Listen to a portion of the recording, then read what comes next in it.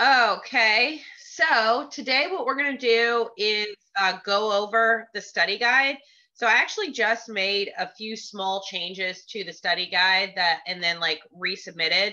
Um, so if you had downloaded it previously, I'll just show you. I'll just share my screen and show you. I didn't change any of the content. The only thing I changed was the information at the top about when it will be, how much time you have to take it.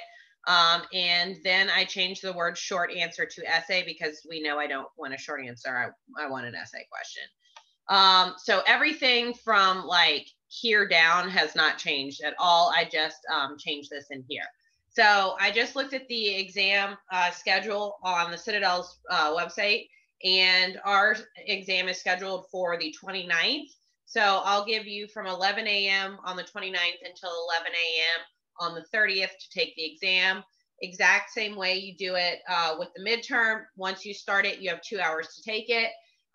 It is not open book, and you need Respondus Lockdown Browser and the monitor to take the exam. So it'll be the exact same process as the midterm. It will prompt you to do like an environment check. So you got to like move the mic to show, or the camera to show me that you don't have like your books and your notes and stuff like that. All right, questions about that before we start going through the study guide? No questions. Oh, yep. Can you post this like on Zoom so we can review it before the test? Like instead of like just now, like this recording. Oh, usually I don't usually do that. I will only if not, it's all right. If you need if you miss class like for a legitimate reason. What I want to do today is to have you guys build your study guide to get with, like, we'll do it all together. So you shouldn't need to go back. So does everybody have their study guide pulled up? Let's start with that. Okay, Jamarcus needs a moment. Lane is good. Kenyaz is good. Taylor's good. Colby's good. Philip, Tristan, Hunter, Aiden, Matthew, we all good? Good? Okay. Jamarcus, you still need a minute? We good. Okay. All right. So here is how I would recommend building your study guide. So you see where it says types of civil law right here?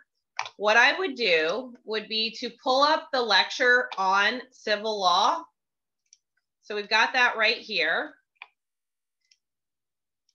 And you see the types of civil law right here. I would copy this and paste it in to your study guide. So we're going to start with the basics.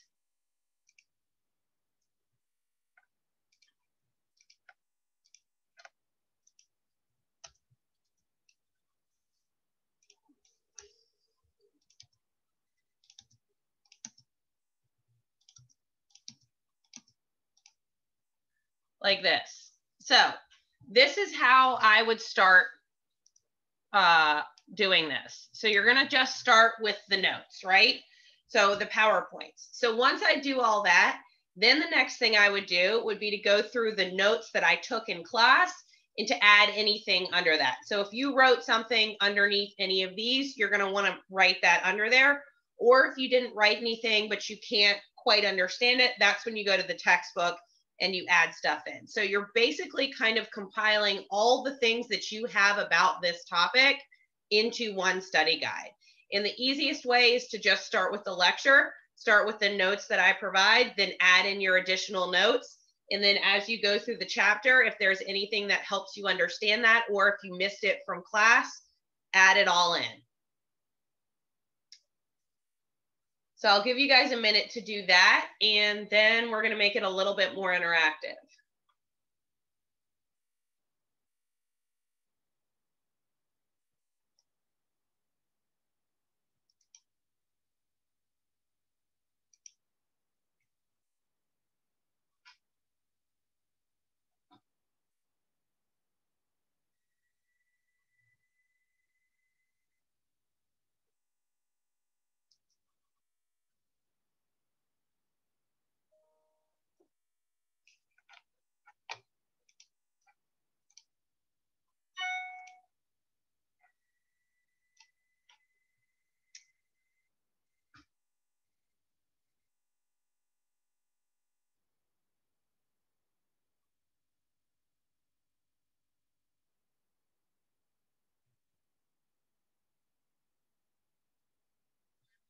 All right, have we gotten that in? We good? Okay. All right, so difference between civil court and criminal court. So what do you guys think needs to be added in there? So I'll give you a hint. I was going to say criminal court, so you can go to jail. Civil is mostly monetary disputes. Right. So that's one thing we can add. So if we take a look at this slide, you might see some things that you want to add as well. So what might you add from here?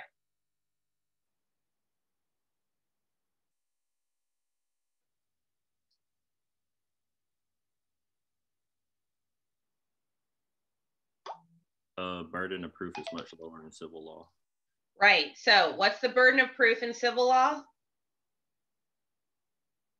It's right there. Preponderance of evidence. Very good. Lane can read. Okay, so if the burden of proof is preponderance of evidence in civil law, what is it in criminal law?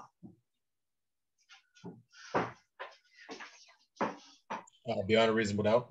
There we go. So I would add both of those things in under that bullet.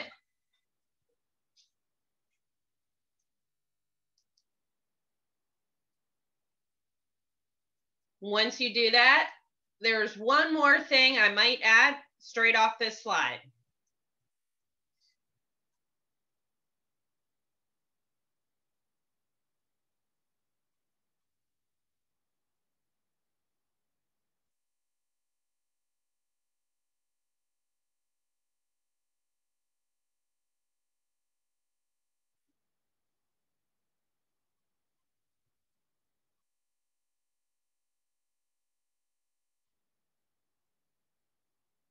All right, what do you guys think should be the last thing that you add under the differences?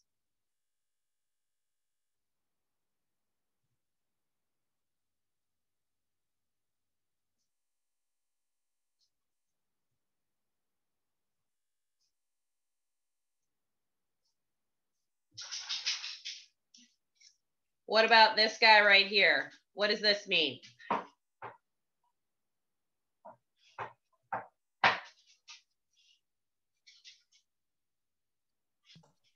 Is it that the civil cases are normally decided by a judge alone, not a jury? Right. So that's what the outcome of the trial. Sorry, I'm dog sitting and she's getting into everything in the office. The outcome of a trial in a civil trial is called the judgment. And the thing that's interesting about that is that a judge can assign a degree of blame to either party. So remember I was saying the judge might say to the plaintiff, you need to do this, and the defendant, you have to pay the plaintiff this, right? So the defendant might need to stop doing something and the plaintiff might have to pay that person, right? So that's what's interesting about a judgment and something that is different between civil court and criminal court. In criminal court, there is one winner and one loser.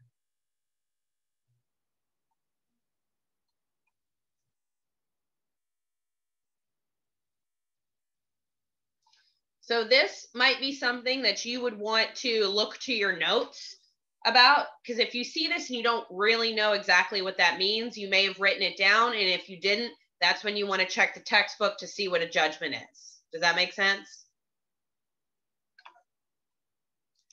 All right.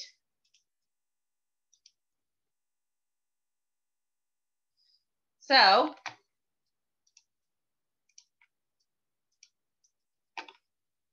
next, we have types of courts for the federal court system. So we're in the same lecture. So which courts are we talking about?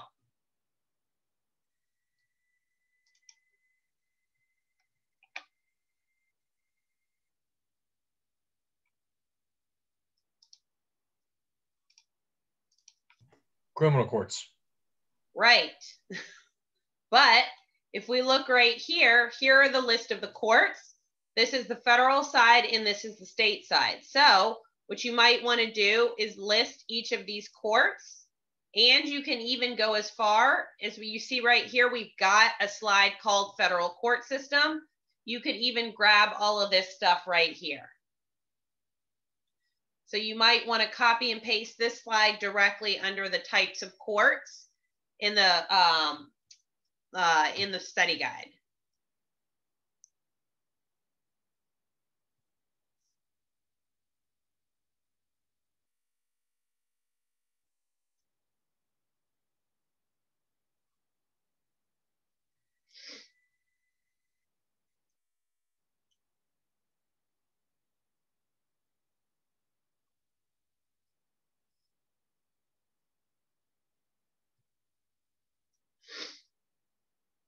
Isn't the magistrate court like the biggest? No. Like look right here. That's the lowest. So they go up. So the magistrate court or the courts of limited jurisdiction, those are things like traffic court or misdemeanor court, or if you're just doing like some hearings before your trial starts, that would be in the magistrate court. So remember, it's got limited jurisdiction, which means it can't hear all kinds of cases.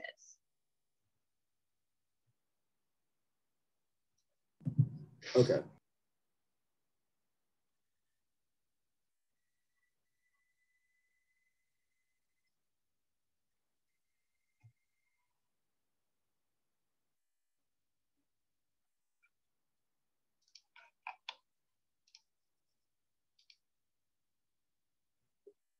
Excuse me. All right. Let's look at the jurisdictions. So we've got original, limited, general, and appellate. So let's find those. So what's original jurisdiction? We're still on the same lecture.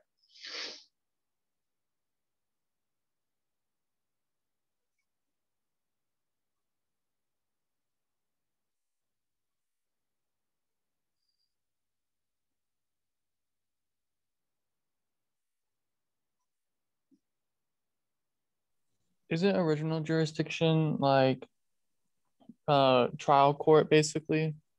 Yes. So like, and then limited jurisdiction would be like the magistrate, like your first hearing, like your bond hearing. Right, or something like traffic court, because it could only hear cases like traffic court.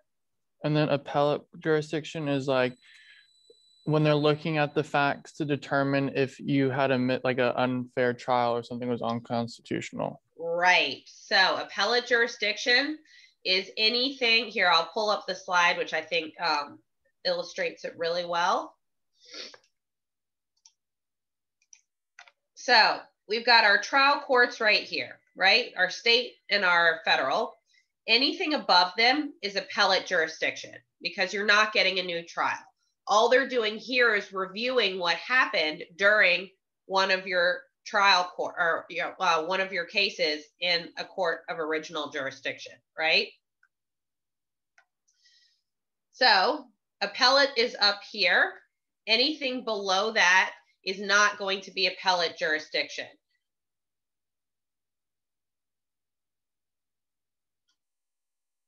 Wait, which slide has definitions on them again? Let's see. Right here. So we go through a little bit of it right here. The only thing that isn't kind of broken down is the appellate jurisdiction on a slide per se. But right here, we talk about what appellate courts look like. But this one right here talks about the courts of original jurisdiction. So you've either got courts of original jurisdiction or courts of appellate. Original jurisdiction means you're getting some sort of trial. Appellate means they're just reviewing something that happened in a previous trial. But then the courts of original jurisdiction are broken down even further, which we have right here. So you can see limited versus general.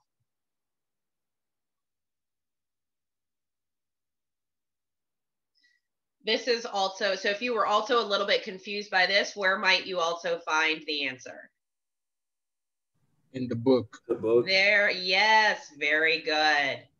So you really want to triangulate your resources for this study guide. Tristan, did you have a question? Yes, ma'am. I was going to say for appellate on the exam, if you asked like what it was, what would you want us to say? Just kind of like the full definition, or could we say like? I'm gonna tell you right now, the jurisdiction questions are multiple choice. Okay. That help? All right.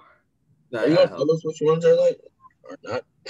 I'm gonna tell you that. We haven't gotten to it yet. Bad. Just making sure now. Don't worry, Kenya. I'll give you hints. And by hints, I'll say you need to know this as an essay question.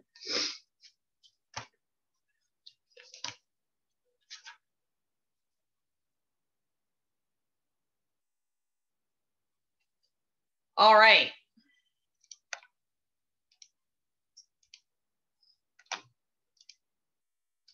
So, next bullet.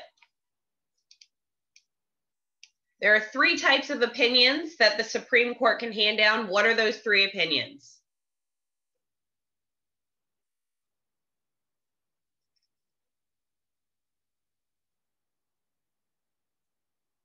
We're still on the same lecture. As I'm sure you've noticed thus far, I'm a little OCD. So the study guide is in order of the lectures. Majority majority, concurring, and dissenting. Exactly. Now, if you think you need to know the difference between those 3, Probably. you definitely. So what's the majority opinion? It's when like the most, like the justices who all agreed, like the most out of the 9 agree on the decision, and that's what the decision is handed down based on. Exactly. Now, what's a concurring opinion? A concurring opinion is when a judge could either dissent or agree, but they go from a different conclusion.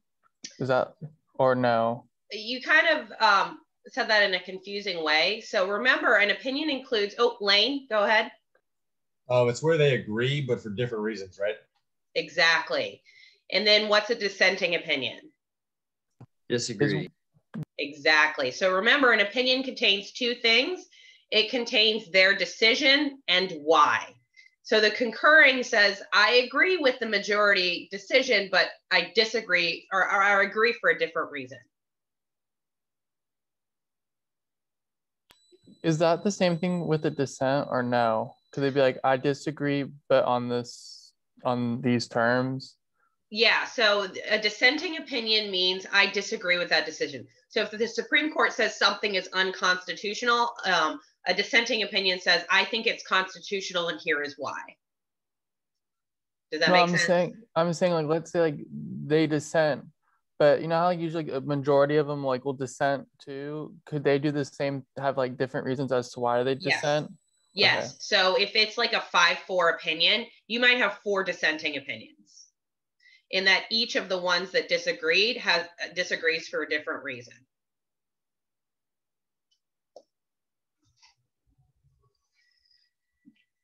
All right, let me find, where's the textbook? Here we go. All right. So the criminal trial, we're moving on to the next lecture. I want to know about some pretrial motions. They're straight out of the book. Let me find the part I'm looking for. It might be on a different page. This is I have, I thought I had 2019. What the fuck's that?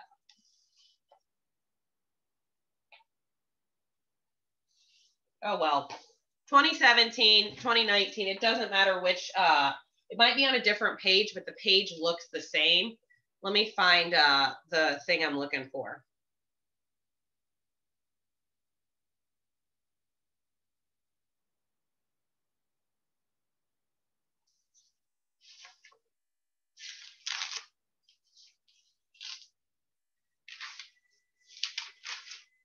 Okay. So this is in chapter 8, okay? So the page I see is 172. I don't know what page number it is for you guys, but this is what it looks like right here, where it lists the pretrial motions right here, if you guys could see that. I don't know if that's backwards for you or not. Does anybody have their textbook on them? I got mine online, and I could probably share the screen. Okay, yeah, hold on. Let me stop share. And allow, yeah, okay. All right, yeah, see if you can find it. It's chapter 8. There's a page that just kind of has, like I said, it's got the pretrial proceedings up top, and then below it just has a list of pretrial motions. What I am looking for is the motion for discovery. So let's see if Kenyaz can find that. While he's looking for that, why don't you guys pull up the next lecture and see what you can find on the right to a speedy trial.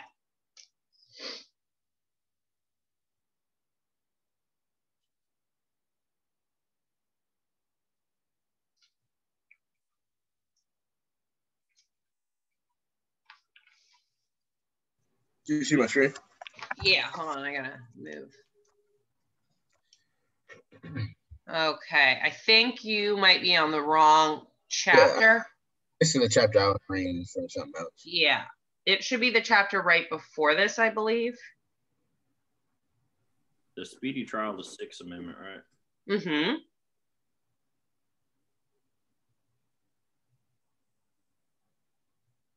Oh, wow. So we need chapter 8. It is not close. 1 second. Chapter 7. We're almost there. All right, here, chapter 8. There we go. All right. Look at try charges and proceedings before trial. Up a little bit, down, keep going, down. Oh, here we go. There you go. Try. I think that's probably what they want. All right, keep going. There it is. Okay, scroll down a little bit.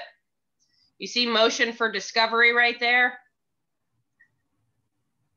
That's what I want. Picture.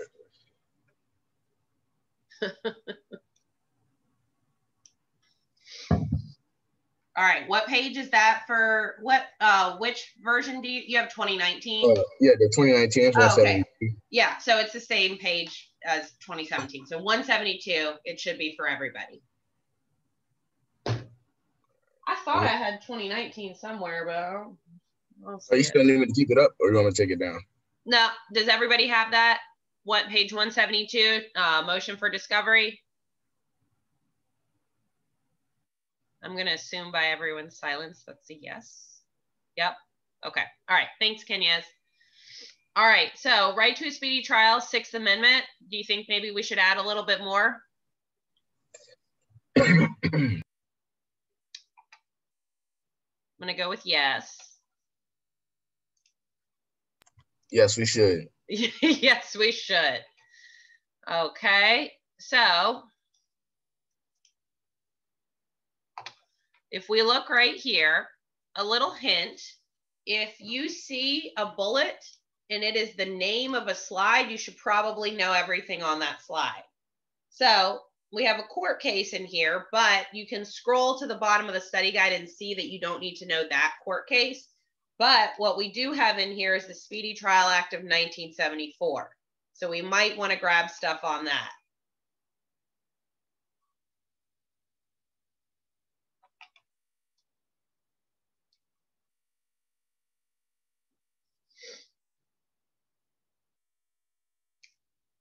All right.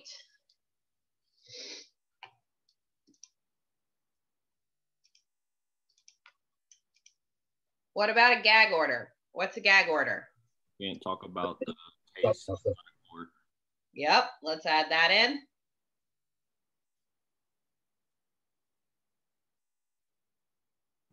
I didn't hear what he said. He was really low. Say it again. A gag order is when the judge orders the jury or people in the case to not talk about it outside of court, like to the media or like even the spectators. No one in the courtroom can talk about it. I remember that. Right? Thank you.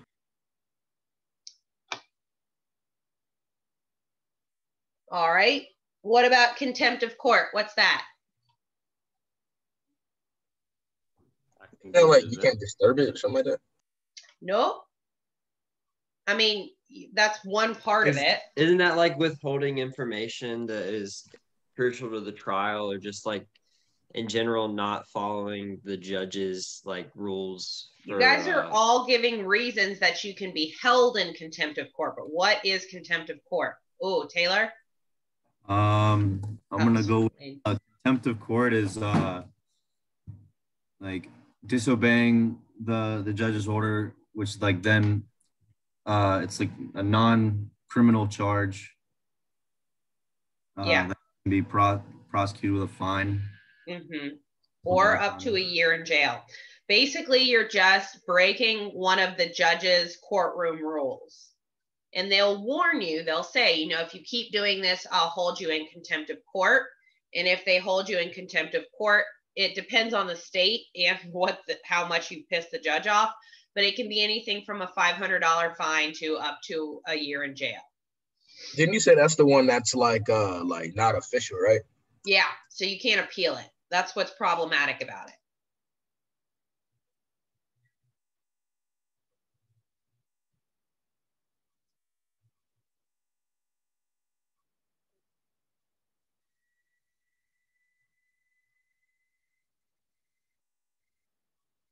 All right.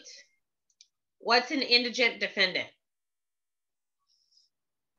Each state developed their own mechanism and guaranteeing defendants their Sixth Amendment, right? That is the right to an attorney, but what is an indigent defendant?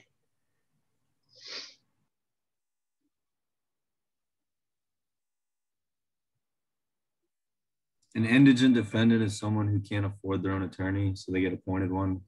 Exactly.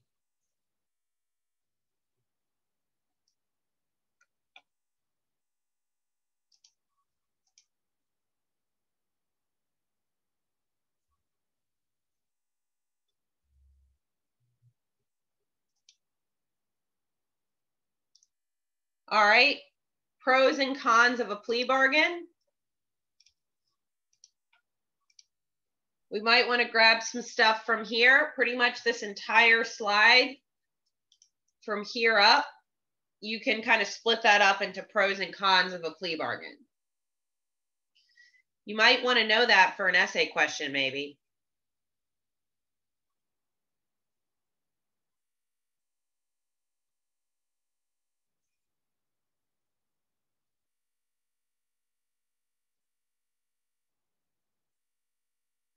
Since we know this is going to be an essay question, you might want to pull stuff from the chapter too.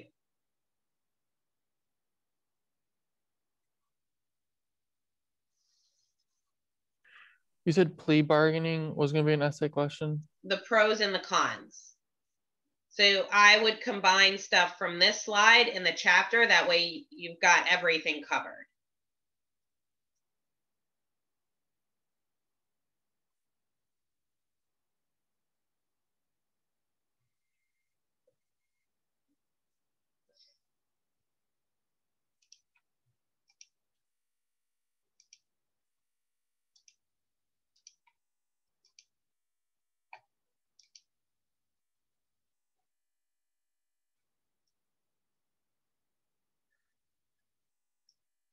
All right.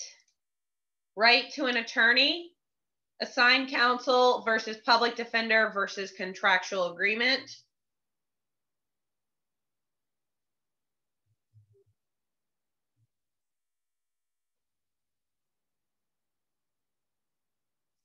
That also is an essay question. So this one required you to take some notes in class or supplement from your book, because if you look at the lecture, I merely wrote them out. So you had to be paying attention to know the difference. If you didn't write it down, we're going to find it in the textbook, okay?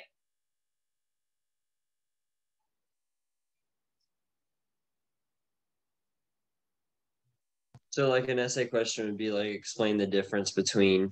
Yes. Explain each of the three. That's what I'm going to be asking you.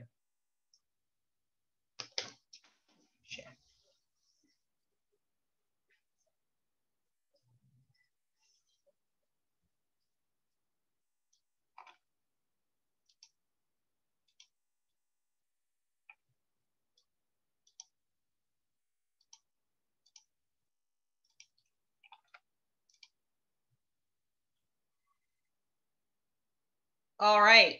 Forfeiture hearing. What's that?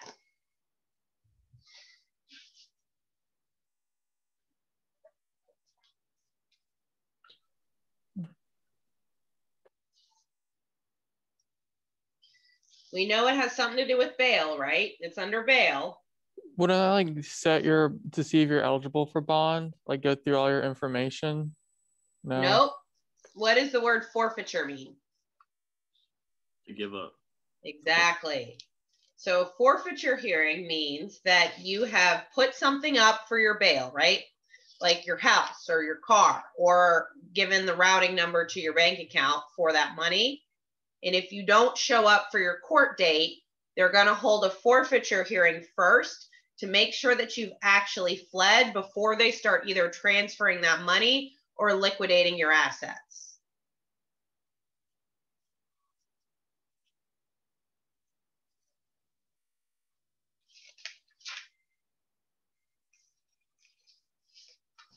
So the forfeiture hearing is when you don't show up to court? Right. So you've pledged an amount for bail or put something up for your bail, and then you didn't show.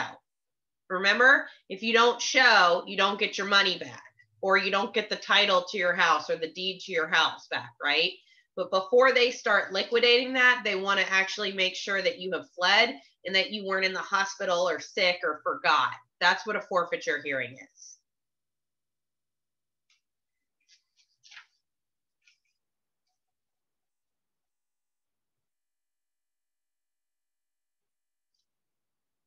Isn't the proper word for that like collateral, right? Like, is that what collateral damage is? So collateral is a word that means it's something that you can put up for your bail if you don't have cash. Collateral damage does not mean that. Collateral damage just means like extra damage or something on the side.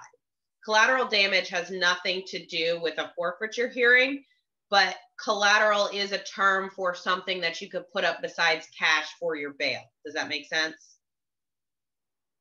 Okay.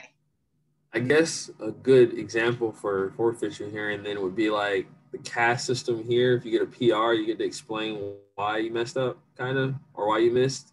If we missed a class, we get to explain why we missed it before we get the punishment.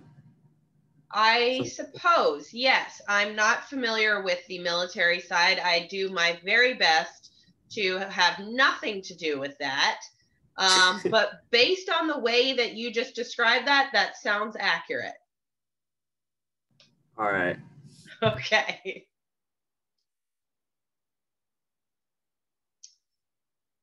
All right, now, types of bond release. Kenyas. Will you check page 176 and see if it's the same? It should be. It says something like this at the top. It says alternatives to cash bond, and it has a picture of Dog the Bounty Hunter in my version of the book. So let's see if that's what it shows in your version.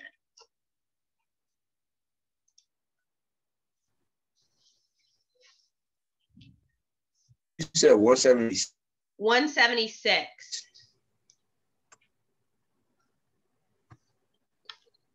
Okay, give me 1 second. Let me check. Okay. Those are the heading in the book is alternatives to cash bond. It's the same thing as a type of bond release. So in the lecture, I just sort of listed a bunch and then said, see your book. This is the part in the book I want you to see. You see it? It's definitely right. Alternatives to cash bond. Yeah. Oh, man. They took out the picture of Dog the Bounty Hunter. You guys just have a boring picture of bail bonds. Yeah, alternatives to cash bond. That's what we're talking about.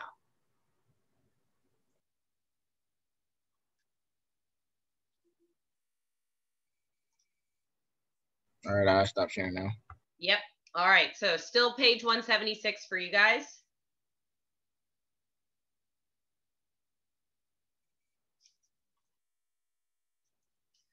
All right. So now we're moving on to the next lecture.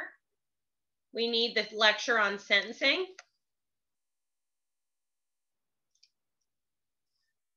So indeterminate sentencing, we want the critiques. So if you look at this slide right here,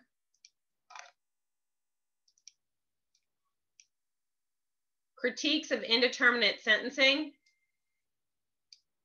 right there. So you might want to copy and paste that in, but then you're going to want to go through your notes to understand what proportionality, equity, and social debt are.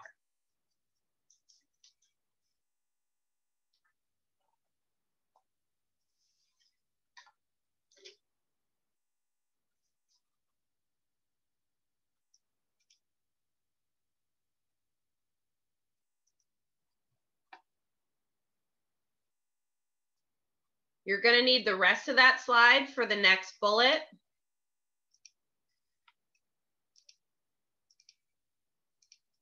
So right here, structured sentencing, the types of structured sentencing and the differences from indeterminate sentencing. So if you look at the bottom of that slide,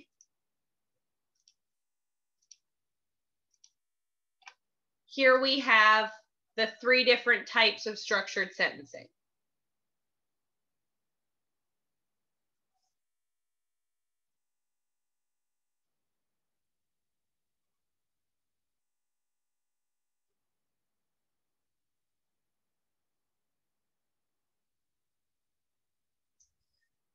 Now, there's another bullet under there that says differences from indeterminate sentencing. So you may want to pull the information from this slide. So you may want to kind of restructure that bullet and have a slide on what is indeterminate sentencing and then a slide on what is, or a bullet on what is structured sentencing.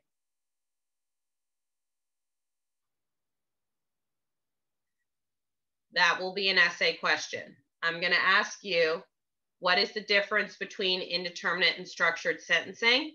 And I'm going to expect you to explain the 3 types of structured sentencing, okay? So you're going to want to tell me what indeterminate sentencing looks like, and then you're going to want to tell me what structured sentencing looks like.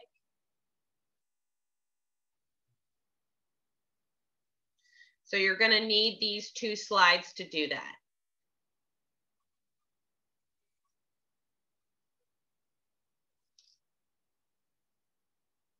Now, I know it seems like we are going through a lot of essay questions. That's because it's just like it was for the midterm. I'm going to give you 2 options and you choose one. The next question, I'll give you 2 options, you choose one, okay?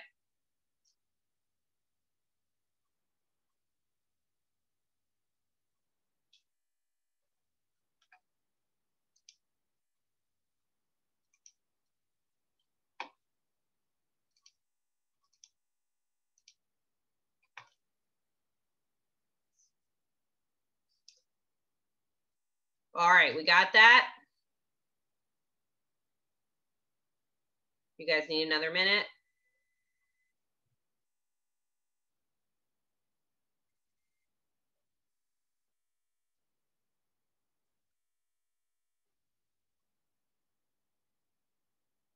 Okay, so more essay questions coming your way. The death penalty, I'm going to ask you, remember, if you remember during class, the moratorium and the bifurcated trial, that's an essay question. And so is this one right here. So you got 2 essay questions that come out of the death penalty. You're going to have to explain that moratorium in the bifurcated trial and the relevant cases. I'll show you those slides in a minute. And then the next question, I'm going to ask you the abolitionist and the retentionist arguments. So let's pull up the lecture.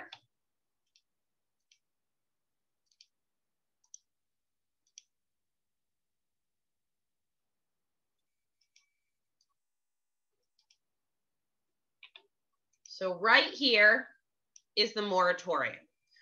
So if you recall, the states started to stop using the death penalty in 1967, but Furman versus Georgia was the Supreme Court case in 1972 that the US Supreme Court officially said, all right, if you weren't already not using the death penalty, you need to stop.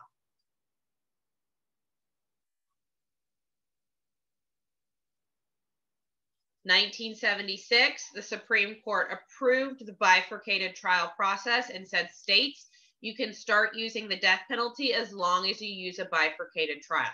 So who remembers what a bifurcated trial is?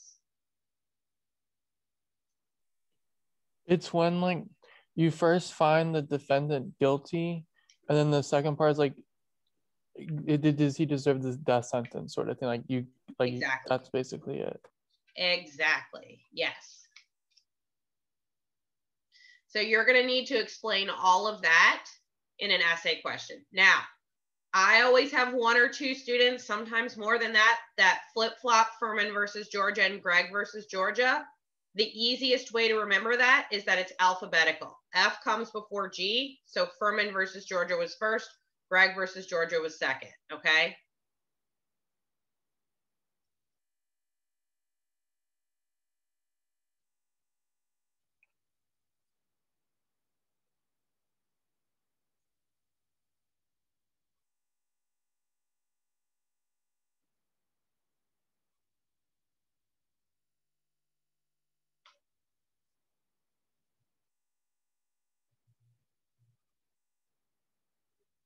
All right, so your next essay question is the arguments for and against the death penalty. They're right here for you. So here we have the justifications. Those are the retentionists, the people that want to keep the death penalty. Here are their reasons. If you just list these three and you don't explain them, you're not going to get full credit. So make sure that you explain what each of these things are, okay? Same with the death penalty question. If you just say if you just tell me Gregg versus Georgia allowed for bifurcated trials and you don't tell me what a bifurcated trial is, you're not going to get full credit. So here are the justifications, and here are the opposition, the abolitionist arguments right here. As long as you give me like at least 3 or 4 of these, you're going to get full credit. I'm not expecting you to remember every single one of them.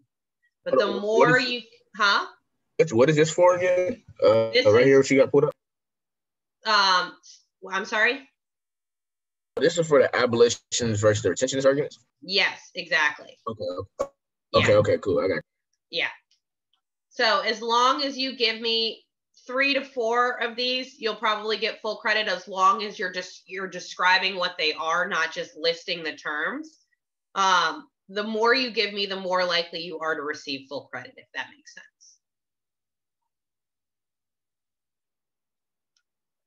So we need lecture 8, slides 8 and 9 for that essay question.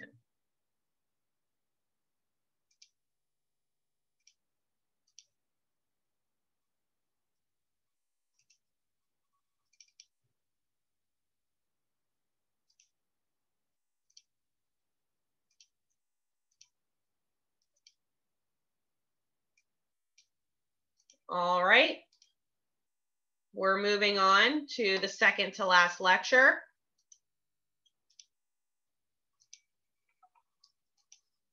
So, jail versus prison. Who remembers the difference between jail and prison?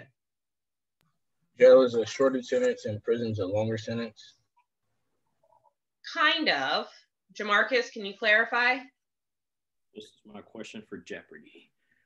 Jail is short term used for like short, small sentences and pre-trial and like during your trial or whatever. Prison is after you already had your trial, been convicted, and that's where you go to serve your sentence. Exactly. Very good. We said the same thing, man. We said the same. No, Kenyas, you said jail was for short-term sentences and prison is long-term, which is technically correct, but also jail is for people that have not been convicted yet. You got to have both of those for jail. Because remember, 60% of people in jail have not been convicted.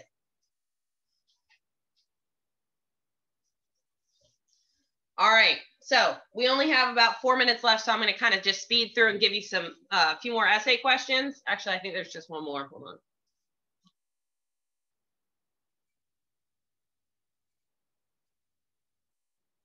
Right here. This one's going to be an essay question. Causes of the high incarceration rate. So let's see where that is in the lecture.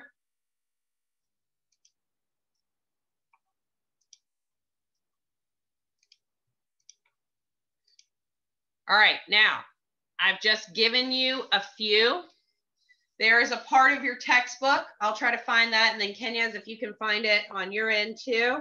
But right here, These are the big boys right here. So why do we have the highest incarceration rate in the world?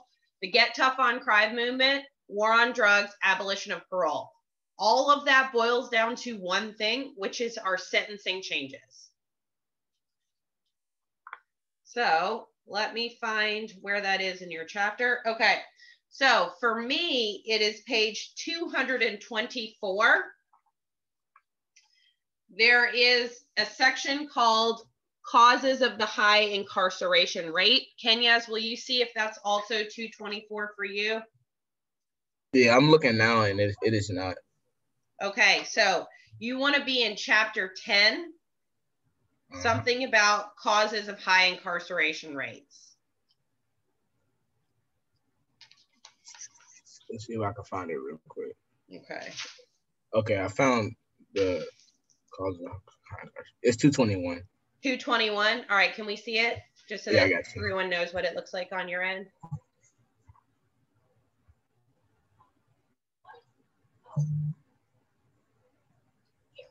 Okay.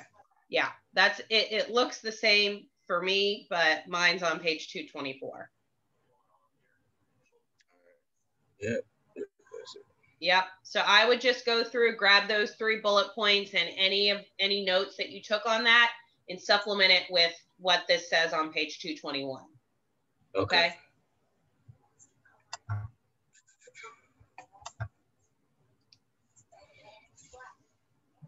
All right. So the last thing that I'll cover, because the rest of it is very straightforward. You know, the probation and parole lecture, super duper straightforward. The last thing I want to talk about are the racial disparities. Let me see where that is. Kenya's, you'll probably have to find it on your end too. Okay. There's one part in your chapter that talks about it, because remember, I just had you guys listen and didn't write down specific. Okay. So for me, it's on page 234. There's a heading called Institutional Racism and Incarceration. So what page number is that for you? Let me find it. You said it's called institutional what? Racism? Institutional Racism and Incarceration. Give me a second.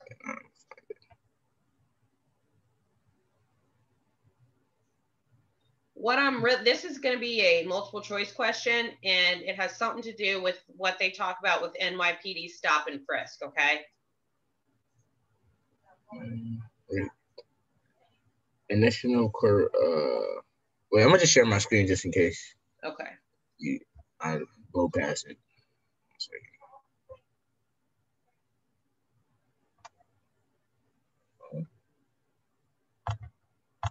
Oh, come on, pull up. There you go. Oh, no, that's not it.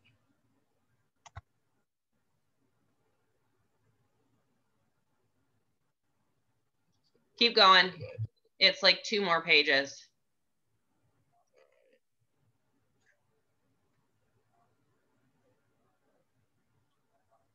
I think it might be a little bit before my 234. Keep going. Maybe the next page. Yeah. Well, there it is. Institutional race. So 231 and 232 for you guys. Institutional racism and incarceration. That's what I'm looking for. And it's just a multiple choice question. And if you scroll down a little bit, you'll see where they start talking about stop and frisk on that last paragraph right there. Okay. All right. So if you guys want to fill this out and schedule an appointment with me and have me look through it, I'm happy to do that for you. But you guys should all be good to go. Now you know what essay questions are going to be on there. It would just be best to prepare for all of them because, like I said, I'll give you 2 options. You got to answer 1. I'll give you 2 options. You got to answer 1. I'll give you 2 options. You got to answer 1. Okay? Any questions for me? No questions? All right. Don't forget to, oh, Jamarcus, do you have a question? For turning the paper in today, the rainbow outline doesn't need to be at the bottom, does it? No, that was just for the draft. Okay, thank you. Yep, you have until 11:59 tonight to submit that, okay? Send me your questions, or if you want to schedule a meeting, shoot me an email, all right? Don't forget to fill out your survey, and if 85% of you guys, well, 8 out of 10 of you do it, I'll give you guys extra credit on the exam, okay?